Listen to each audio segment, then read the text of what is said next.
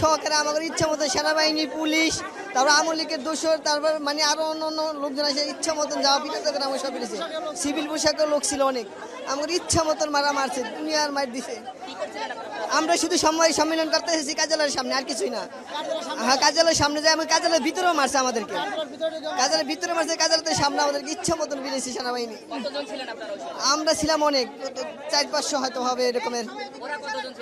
সেনাবাহিনী অনেক ছিল, ওরা সিভিল পোশাকও ছিল, সেনাবাহিনী ছিল, পুলিশ ছিল। ভাই ওখানে নূর ভাই হলো সংবাদ সম্মেলন করার জন্য আমাদের সবাই ডাকছে, আমরা এখান থেকে ওখানে গেছি। যাওয়ার পরে জাতীয় পার্টির লোক এবং সেনাবাহিনী, পুলিশ, আওয়ামী লীগের লোক সহ যা অতর্কিতভাবে নূর ভাইয়ের উপর আক্রমণ করছে। তারপর আমাদের নেতাকর্মীর উপর আক্রমণ করে কেন্দ্রের ভিতর ঢুকে বন্ধু মারধর করছে। মানে এমন মারছে ভাই, আওয়ামী লীগের সময় এরকম সেনাবাহিনী পুলিশে মারে নাই।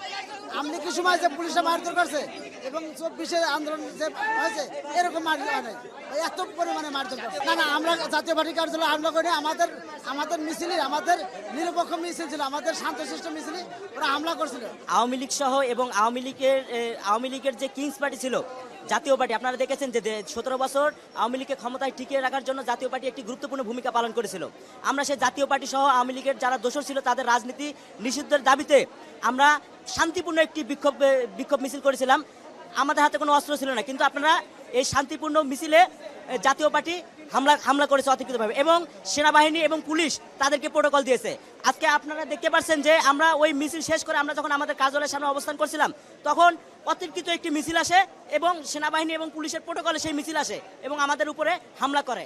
আমরা বলতে চাচ্ছি যে জাতীয় পার্টি, পুলিশ এবং সেনাবাহিনী মানে সবাই মিলে আমাদের উপর হামলা করছে। আমাদের জাতীয় পার্টির সাংগঠনিক কার্যক্রম নিষিদ্ধের দাবিতে গণ অধিকার পরিষদের কর্মসূচি ছিল। সেই কর্মসূচি যখন আমরা আমাদের কার্যালয়ের সামনে থেকে শুরু করি, এরপরে পল্টন ঘুরে আমরা যখন নাইটেঙ্গেল মোড় আসব, হঠাৎ করে জাতীয় পার্টির কার্যালয়ের সামনে থেকে যারা উপস্থিত ছিল জাতীয় পার্টি এবং আওয়ামী লীগের সন্ত্রাসীরা, তারা পিছন থেকে আমাদের মিছিলে হামলা চালায়, অতর্কিতভাবে ইট পাটকেল নিক্ষেপ করে। সেই সময় আমি নিজে আহত হই এবং দেখতে পাচ্ছেন আমি সহ অনেকে সেই সময় আহত হই, ঢাকা মেডিকেলে ট্রিটমেন্ট নিয়েছি। এরপরে আমরা এই হামলার প্রতিবাদে একটি মশাল মিছিল শুরু করি। মশাল মিছিল নিয়ে যখন আমরা আবারও জাতীয় পার্টির কার্যালয় হয়ে যখন আমাদের কার্যালয়ের সামনে যাব, তখন এক ধরনের সংঘর্ষ জাতীয় পার্টির নেতাকর্মীরা, আওয়ামী লীগের নেতাকর্মীরা শুরু করে, তারা আবারও হামলা শুরু করে।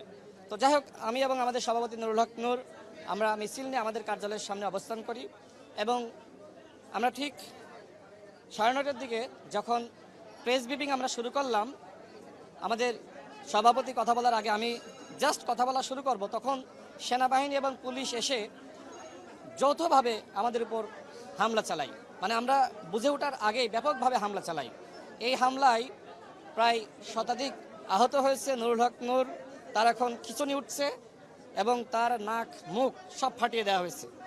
আমরা অবাক হয়ে গেলাম যে সেনাবাহিনীর আমরা সবসময় প্রশংসা করছি, আমরা বলছি দেশের স্বাধীনতা সার্বভৌমত্বের একমাত্র প্রতীক সেনাবাহিনী, সেই সেনাবাহিনীর সদস্যরা পুলিশের সাথে সংঘবদ্ধ হয়ে, আমাদেরকে তো চিনে না এরকম কোনো সেনাবাহিনীর সদস্য থাকার কথা না, পুলিশের সদস্য থাকার কথা না, তারপরেও আমাদের উপরে এত অমানবিকভাবে হামলা করলো।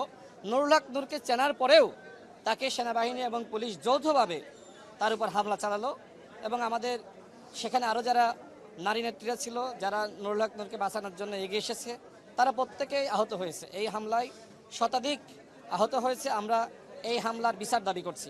আওয়ামী লীগকে নিষিদ্ধ করা হয়েছে, কিন্তু জাতীয় পার্টি এবং 14 দল এখনো পর্যন্ত তাদের নিবন্ধন স্থগিত করা হয়নি, সাংগঠনিক কার্যক্রম স্থগিত করা হয়নি। তারা মিছিল করছে, জিএম কাদের মিছিল করছে। সরকারের পৃষ্ঠপোষকতা ছাড়া এইভাবে আসলে হামলা হতে পারে না। আমরা জানতে চাই ডক্টর মোহাম্মদ ইউনূসের নির্দেশনা আছে কিনা এইভাবে আমাদেরকে ছত্রভঙ্গ করার জন্য, অন্যথায় কিভাবে সেনাবাহিনী এবং পুলিশ এইভাবে আমাদের উপর হামলা চালিয়ে আহত করলো। আমরা এর সুষ্ঠু তদন্ত এবং বিচার